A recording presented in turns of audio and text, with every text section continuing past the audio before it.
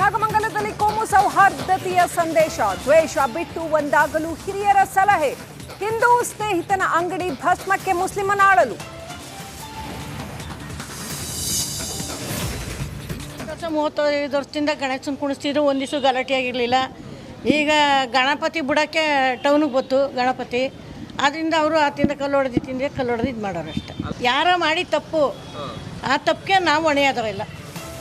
ಜೈಲಿನಲ್ಲಿ ಗಲಭೆ ಆರೋಪಿಗಳ ನರಳಾಟ, ಜೈಲ್ ಮುಂದೆ ಪೋಷಕರ ಪರದಾಟ, ಮಕ್ಕಳನ್ನು ನೋಡಲು ಹೆತ್ತವರ ಒದ್ದಾಟ. ರೇಣುಕಾ ಕೊಲೆ ಆರೋಪಿಗಳಿಗೆ ಜೈಲೇ ಗಟ್ಟಿ, ಸೆಪ್ಟೆಂಬರ್ 30ರವರೆಗೂ ಕಂಬಿ ಎಣಿಕೆ ಮುಂದುವರಿಕೆ, ಕೋರ್ಟ್ಗೆ ಟೆಕ್ನಿಕಲ್ ಎವಿಡೆನ್ಸ್ ನೀಡಿದ ಪೊಲೀಸರು. ಜಾತಿ ನಿಂದನ ಸುಳಿಯಲ್ಲಿ ಶಾಸಕ ಮುನಿರತ್ನ, ಕೆಲವೇ ಕ್ಷಣಗಳಲ್ಲಿ ಜಾಮೀನು ಅರ್ಜಿ ವಿಚಾರಣೆ, ಮತ್ತೊಂದು ಕೇಸ್ನಲ್ಲಿ ಕಂಟಕ ಫಿಕ್ಸ್. ಟ್ರೇಡಿಂಗ್ ಲೈಸೆನ್ಸ್ ಪಡೆಯದೆ ಕತ್ತೆ ಹಾಲು ಮಾರಾಟ, ಜೆನ್ನಿ ಮಿಲ್ಕ್ ಕಂಪನಿಗೆ ಬಿತ್ತು ಬೀಗ, ಹೆಡ್ ಆಫೀಸ್ ತಾತ್ಕಾಲಿಕ ಕ್ಲೋಸ್ ಮಾಡಿಸಿದ ಅಧಿಕಾರಿಗಳು.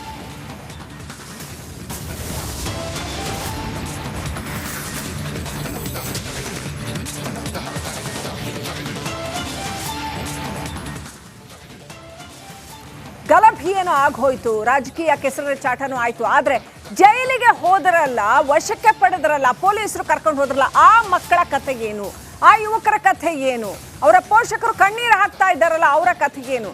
ನಾಗಮಂಗಲ ಗಲಭೆ ಕೇಸ್ನಲ್ಲಿ ಪೋಷಕರು ದಿನನಿತ್ಯ ಕಣ್ಣೀರು ಹಾಕ್ತಾ ಇದ್ದಾರೆ. ಜೈಲಿನಲ್ಲಿರೋ ಮಕ್ಕಳನ್ನ ಕಂಡು ಪೋಷಕರು ಭಾವುಕರಾಗಿದ್ದಾರೆ. ತಪ್ಪೇ ಮಾಡಿಲ್ಲ ನಮ್ಮ ಮಕ್ಕಳು, ಆದ್ರೂ ಕರ್ಕೊಂಡು ಹೋಗಿದ್ದಾರೆ ಅಂತ ಮಕ್ಕಳನ್ನ ಕಂಡು ಈಗ ಕುಟುಂಬಸ್ಥರು ಕಣ್ಣೀರಿಡ್ತಾ ಇದ್ದಾರೆ. ಯಾವತ್ತೂ ಹೀಗಾಗಿಲ್ಲ ನಾಗಮಂಗಲದಲ್ಲಿ.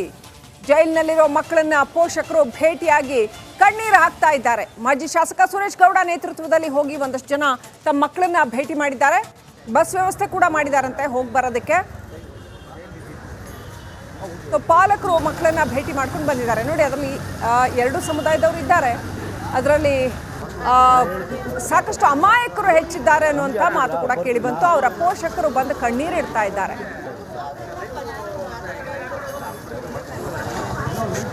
ಒಂದು ಕಡೆ ಆಸ್ತಿ ಪಾಸ್ತಿ ನಷ್ಟ ಆಗಿರ್ತಕ್ಕಂಥದ್ದು, ಮತ್ತೊಂದು ಕಡೆ ಮಕ್ಕಳು ಈ ರೀತಿ ಜೈಲಿಗೆ ಹೋಗಿರ್ತಕ್ಕಂಥದ್ದು. ವಶಕ್ಕೆ ಪಡೆದವ್ರನ್ನ CCTV ಫುಟೇಜಲ್ಲಿ ಇಲ್ಲ ಅಂದ್ರೆ ಬಿಟ್ಟುಬಿಡ್ತೀವಿ ಅಂತ ಕರ್ಕೊಂಡು ಹೋದ್ರು.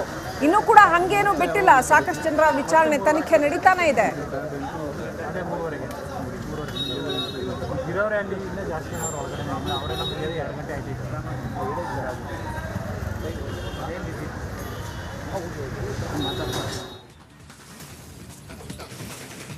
ನಾಗಮಂಗಲದಲ್ಲಿ ನಡೆದ ಗಲಭೆ ಸಾಮರಸ್ಯವನ್ನ ಕದಡಿದೆ. ಗಣಪತಿ ಉತ್ಸವ ಭಾವನಾತ್ಮಕ ವಿಚಾರವಾಗಿದೆ. ಹೊಲಸು ರಾಜಕೀಯಕ್ಕೆ ಸಮಾಜ ಒಡೆದಿದ್ದಾರೆ.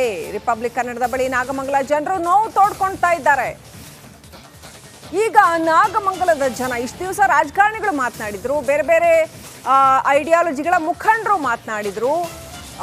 ಈಗ ನಾಗಮಂಗಲದ ಜನ ಏನ್ ಹೇಳ್ತಾರೆ ಅನ್ನುವಂಥದ್ದು, ರಿಪಬ್ಲಿಕ್ ಕನ್ನಡದ ಬಳಿ ನಾಗಮಂಗಲದ ಜನ ನೋವು ತೋಡ್ಕೊಳ್ತಾ ಇದ್ದಾರೆ. ಹೊಲಸು ರಾಜಕೀಯ ಮಾಡಿಬಿಟ್ರು, ಸಾಮರಸ್ಯ ಚೆನ್ನಾಗಿತ್ತಿಲ್ಲಿ, ಅದು ಕದಡಿದೆ ಅಂತ ಭಾವನಾತ್ಮಕ ವಿಚಾರ ಆಗಿತ್ತು ಗಣಪತಿ ಹಬ್ಬದ